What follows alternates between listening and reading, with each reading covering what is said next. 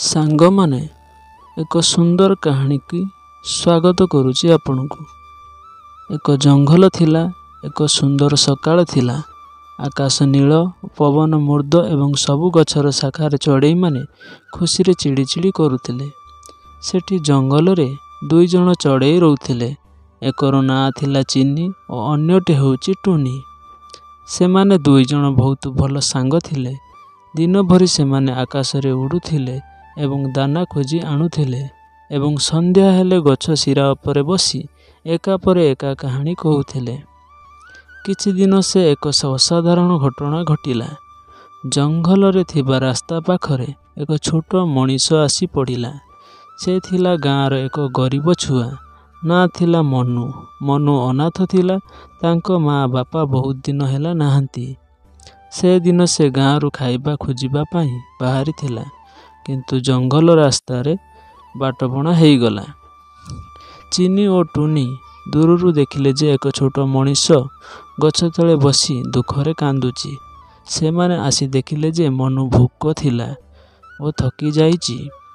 टुनी मनीष मानकु भय करुथिला, किंतु चिन्नी कहिला, आमे से छुआ को छाड़ी देई पारिबु नाही।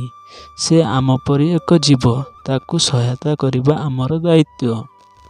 से माने उड़ी उड़ी फल और दाना आनिले एवं मनु आगरे छाड़िले। मनु आश्चर्य हैला। दुईटी चढ़ई ताकू खाइबाकू देउची।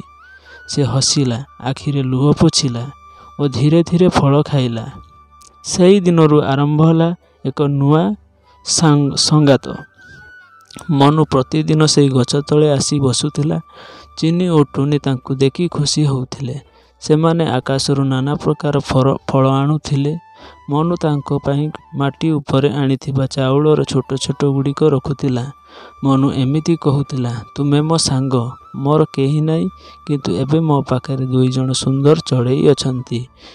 दिन गला, समय भी चलीगला। तीन जनकर संगात सबुठु मजबूत हैला, किंतु जीवन मध्य सबुबेले सहज नुहे। एक दिन जंगल रे जोर बात्या आसिला। गछ गुड़िक भांगी गला। पक्षी माने उड़ी पारिले नाही। चिन्नी और टुनी गछटू खसी पड़िले। एक छोट डाल तांको उपरे पड़ीगला आउ सेमाने आहत हेगले। मनु यह देखी दौड़ी आसिला। से दुई चढ़ई को निज हाथ रे धरी घर को नहीं गला। से तांको पाई एक छोट घुसा बनैला बा एक घर तैयारी कला।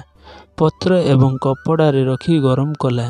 दिन भरी से तांको देखा बोला कला, दाना देला और जल देला। धीरे धीरे चिन्नी और टुनी सुस्थ हेले। से माने उड़ी पारिबा आरंभ कले। एक सकाळे से माने मनु आगरे आसी चिड़ी चिड़ी कले, जेपरी से माने कहउचंती, धन्यवाद मनु, तुमे आम प्राण रक्षा कल। मनु हसी हसी कहिला, तुमे मोर परिवार। तुमे जेते बेले आकाश रे उड़िबो, मु तुमको देखी खुशी हेबी। से दिन संध्या रे चिन्नी और टुनी आकाश रे उड़ी गले। मनु तांकू देखिला जेपरी दुईटी छोट सूर्य असीम नील आकाश रे हेले। तांको आखि आखि रे पानी थिला, किंतु मनरे खुशी थिला। दुई दिन परे मनु जंगल रे गला एवं देखिला चिन्नी और टुनी तांको ता पाई एक फूल दाना आनी रखिचंती। से माने दूररू आसी सांग मनु को मने पकाई जाइछंती। एभली भावे मनीष और पक्षी मध्य जन्मिला एक अपूर्व संगात, जोंटी भाषा आकार रे धर्म रंग किछि माने नथिला, मात्र थिला से भल पाइबा और दया, जहाँ जीवन को अर्थ देता है। ये कहानी रे आमको शिखाए जे भल पाइबा और साहाय्य करने को केबे भय करिवे नाही। एक छोट दया अनेक प्राण को आलोकित करि पारे। आशा करछि मोर कहानीटी भल लागुथिले निहाती भाव वीडियो को लाइक करिवे और चैनल को सब्सक्राइब करिवे एमती नुआ नुआ वीडियो और स्टोरी जानिया पाई। धन्यवाद।